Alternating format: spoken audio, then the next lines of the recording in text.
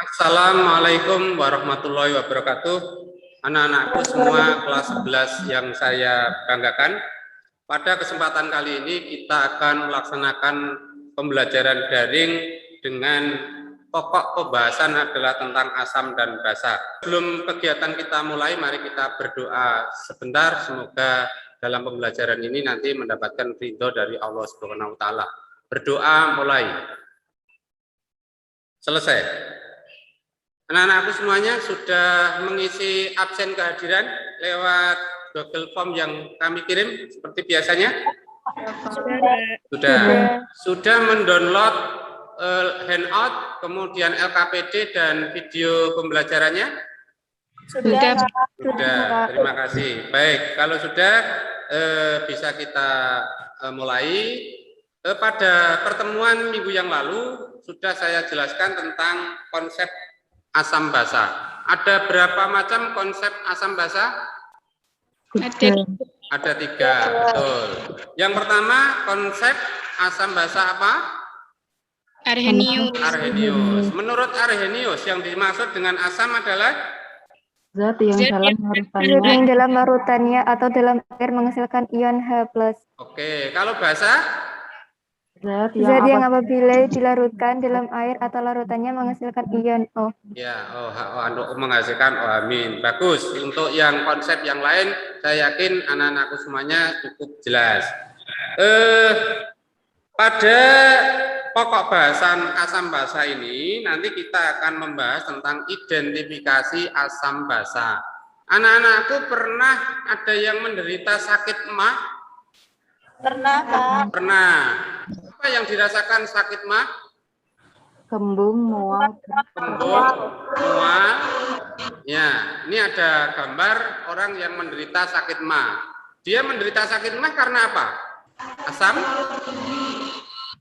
Asam lambungnya meningkat. Jadi asam lambungnya meningkat. Nah, untuk menghilangkan atau menyembuhkan asam lambung, maka biasanya minum obat yang sifatnya adalah antasid, ya, antasid seperti Roma, Sanma dan seterusnya. Itu adalah sifatnya basa, karena asam dan basa akan menghasilkan suatu larutan atau bersifat netral. Oke, baik anak-anakku semuanya.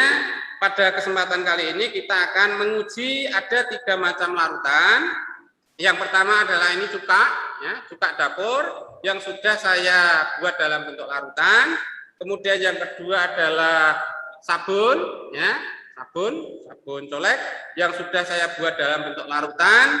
Dan yang ketiga adalah garam dapur yang sudah saya buat dalam bentuk larutan. Nah, untuk menguji ketiga macam larutan itu sesuai dengan tujuan yang saya sampaikan tadi, bahwa tujuannya adalah ingin mengidentifikasi asam, basa, dan garam yang bersifat netral, maka kita gunakan kertas lakmus. Ada 2 macam, yaitu kertas lakmus merah dan kertas lakmus biru. Kita mulai dari yang larutan asam. Ini yang larutan asam. Untuk larutan asam, kalau kita coba dengan lakmus merah, ini asam cuka. Kita coba dengan lakmus merah, bagaimana? Ada perubahan warna? Tidak. Oke, jadi untuk lakmus merah ini ternyata tidak ada perubahan warna. Maka di sini kami tuliskan lakmus merah dalam asam cuka adalah tetap merah, ya, tetap merah. Kemudian kita coba dengan menggunakan lakmus biru. Ini lakmus biru, kemudian kita masukkan, ya, oke. Gimana mengalami perubahan? Berubah jadi apa? Jadi merah. Oke, kita tuliskan bahwa lakmus biru dalam cuka adalah berubah jadi merah. Kemudian yang kedua adalah air sabun. Ini air sabun, kita coba dengan menggunakan lakmus merah, ya. Kita coba dengan menggunakan lakmus merah untuk air sabun. Oke, air sabun adalah sifatnya basah. Bagaimana? Berubah jadi apa? Biru. Oke, bagus. Berubah jadi biru. Itu kalau lakmus merah. Kita tuliskan lakmus merah dalam air sabun berubah jadi biru. Nah, biru. Oke. Kemudian kalau yang lakmus biru, kita coba lakmus biru, kita masukkan ke dalam air sabun. Ini air sabunnya ya. Gimana, ada perubahan? Tetap. Tetap, berarti tetap biru. Jadi untuk lakmus biru ke dalam air sabun tetap biru. Nah, kemudian untuk yang garam dapur, ini larutan yang garam dapur yang ketiga, kita coba dengan menggunakan lakmus merah. Kita coba dengan lakmus merah, gimana? Ada perubahan? Tetap merah. Kita tulis lakmus merah dalam garam dapur adalah tetap merah, ya, merah. Kemudian kalau yang lakmus biru dalam garam dapur, gimana? Ada perubahan? Tetap biru, ya. Lakmus biru dalam garam dapur tetap biru. Oke. Kalau begitu dari sini Anda bisa mengambil suatu kesimpulan atau suatu jawaban dari suatu pertanyaan. Dengan demikian kegunaan dari kertas lakmus itu untuk apa? Dari data itu tadi. Untuk mengidentifikasi asam, basa, untuk identifikasi asam, kemudian basa dan netral, ya, netral. Tuh. Kalau begitu kesimpulannya apa? Kesimpulannya? Asam dapat mencerahkan lakmus biru, basa. Jadi kesimpulannya dari awal lakmus merah dalam asam tetap merah, lakmus biru dalam asam berubah menjadi merah. Kemudian lakmus dalam air sabun atau basa, lakmus merah berubah jadi biru, lakmus biru tetap biru, dan untuk garam dapur semuanya adalah tetap. Oke, pada kesempatan minggu yang lalu sudah saya berikan tugas lewat LKPD, sudah dikerjakan? Sudah. Oke, silakan untuk masing-masing anak atau masing-masing kelompok untuk perwakilannya menyampaikan hasilnya. Saya tuliskan di sini. Untuk kunyit dalam asam warnanya kuning tua. Oke, kunyit dalam basa jingga. Oke, jingga. Kemudian kunyit dalam garam dapur